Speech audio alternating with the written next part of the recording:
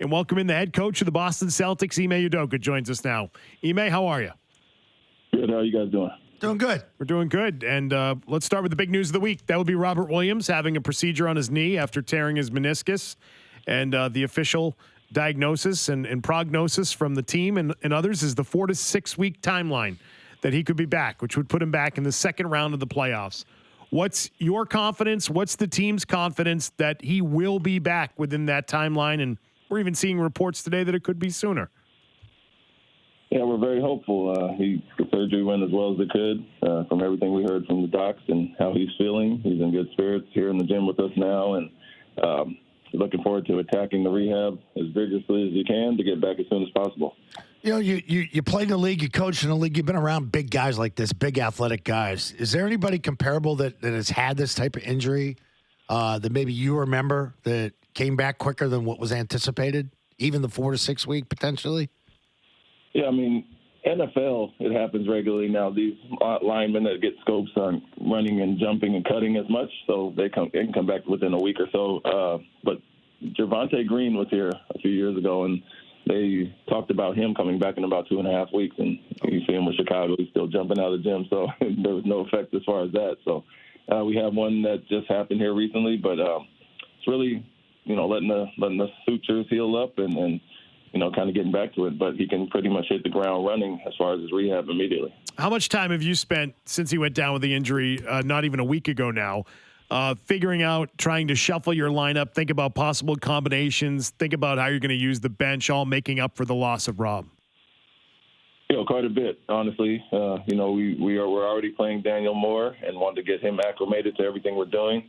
And that kind of gets accelerated now with Rob being out. But we'll still take a look at Grant. Grant's been a part-time starter when guys have been out all year, as well as Daniel and Al together to see how that big combination works and looks. And they're both versatile guys that can do a lot of different things. And some of what Rob can do, maybe not at the elite level, but similarities as far as that. So we'll look at everything in these last 5 games and see what works best for us going forward.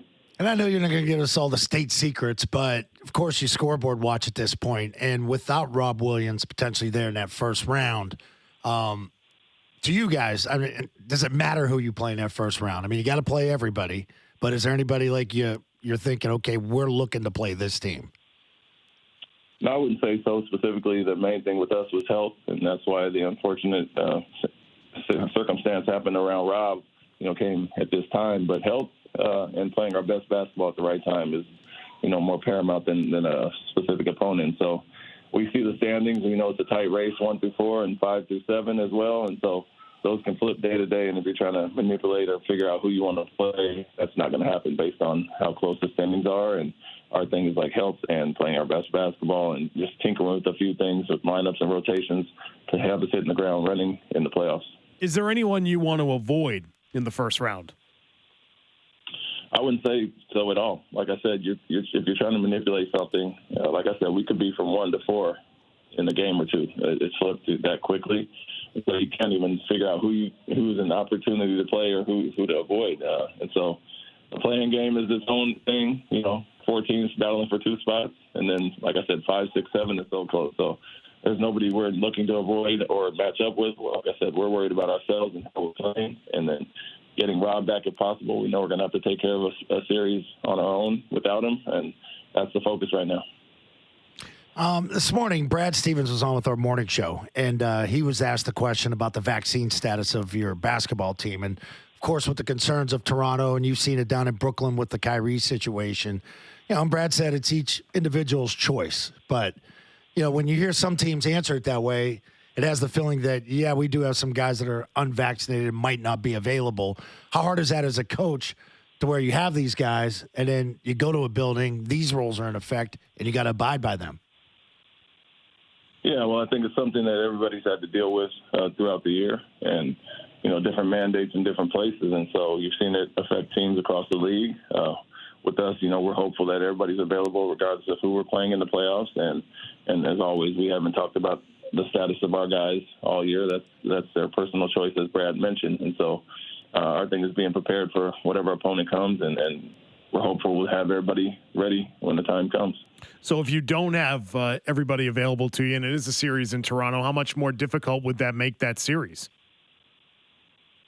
Well, anytime you take players in that lineup, it's going to change things. I mean, you can look at Brooklyn as a circumstance with that, the up and down as far as that. But like I said, health is our main focus, not really a specific opponent. And there's obviously 9 other teams that you could play in the playoffs, so that's what we're focusing on. And when the time comes in the next few games and it's possibly know our opponent, we'll start to focus on them. But us getting healthy and playing our best and kind of bouncing back from the Miami loss and the Toronto loss, and that's the focus of us going forward in the next 5 games.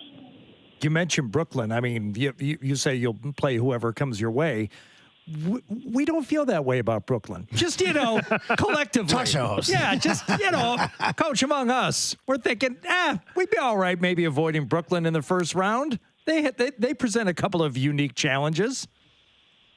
Of course. I mean, Kyrie and KD, I've coached guys last year. Of course, they're tough. We just played them recently and won that game. But not just those guys. They have other talented players as well, obviously. And with us, like I said, we could be in the first place or 4th place. And that flipped from, we were in first for a minute and then lost the game against Toronto, went down to 4, and now we're back at 3. And so who knows what happens with Brooklyn in the play-in and all these other teams, but to try to manipulate anything or avoid anybody, there's no use in that because it's so tight, and this is one of the highly contested, seedings I've ever seen. And so we'll worry about ourselves, and as we've seen, we just played Brooklyn full strength and did well against them. So they have to worry about us as well, other teams, and I think the way we're playing and the way we can defend, and if we're at the top of our game, other teams may be trying to avoid us as well. So I know you're not trying to manipulate anything or avoid anybody, but is a higher seed just for the sake of having the goal of the highest possible seed? Is that something you guys are shooting for? I think to continue to win and play at the level we had over the last few months is paramount for us. And, we want to have momentum going into the playoffs. And so if that ends up being number 1, great. Like I said, if we would have beat Toronto without 4 starters, took the game to overtime, we would have remained in first place, but that dropped us down. And Philadelphia loses last night, so we moved back up. And so more so than anything is, like I said, us playing our best basketball and using this five-game stretch coming up to really hone in on what we want to get done without Rob, with different lineups, rotations, and then whatever happens. If we're 1, if we're 4, well, the main thing is home court advantage. Obviously, not being in the playing game and having a week to prepare and rest your bodies is the most important to me. At this point in the week, the news on Rob Williams seems to be the best it could possibly be. And I'm wondering if at any point this week, other players on the team felt a little down for a moment after hearing that he did have a torn meniscus and was going to need a procedure, because he's an important guy on the floor. Obviously, it sounds like everything you've said, he's an important guy in that locker room. Was there a moment this week where guys sort of felt down for a moment? Well, I mean, I wouldn't say down. Of course, you missing that piece hurts our team in several different ways, but the concern really was about him and his well-being and, how bad it was. And when we found out the good news, we obviously feel much better about it. But I think it's more of an adjustment, playing with a guy. We've been healthy for the last few months, and you saw the results of that. And so the adjustment is more so for the players in different areas. They're going to have to step up in, us as a coaching staff, to figure out what we want to do without him there, offensively and defensively, because it impacts both ends of the floor. And so adjustment period more than anything, but guys are resilient, and injuries have hit us hard early in the year, and we've had to step up. And so it's great to have an insurance policy like Daniel and Grant and those guys that can come in and take off some of the load, but adjustment more than a down thing. We have to keep playing the games. They're not going to stop, and nobody's going to feel sorry for you, and that's the approach we've taken. Final one for you. I know you mentioned after the game the other night against the Heat, composure and complaining to the refs and things of that nature. Was there an additional conversation after the game with players about scaling that back a little bit?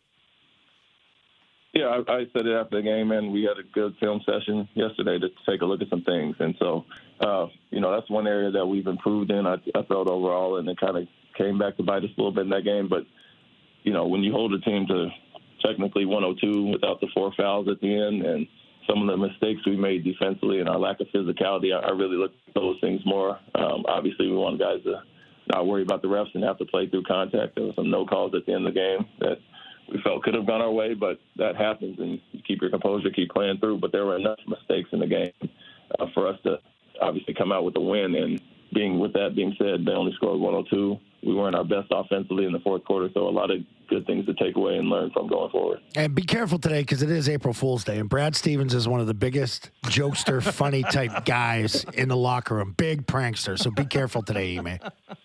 Thank you for the heads up. We just got me and Grant Williams just got the team and shoot around now. What'd you do? What'd you do? How'd you get him? We got in a fake argument and started walking toward each other, and everybody. I was expecting a player or somebody to get in between us, but nobody stepped up. So, A bunch of babies. Jeez. I wouldn't step in that's between. awesome. You should have done that, Kevin Garnett. Yeah, you should have Kevin Garnett in for this. Can you blame him though? Would you step in between Ime and Grant? Oh, no, I'd want to see it play out. I don't want to get anywhere near Yeah, that. I'd love to see Grant Williams get his ass kicked. Figured somebody would step in, but 2 or 3 guys said they wanted to see what would happen, so Yeah. they let us go. All right. Ime, thanks for the time as always. Appreciate the story, too. Thank you, guys. All right.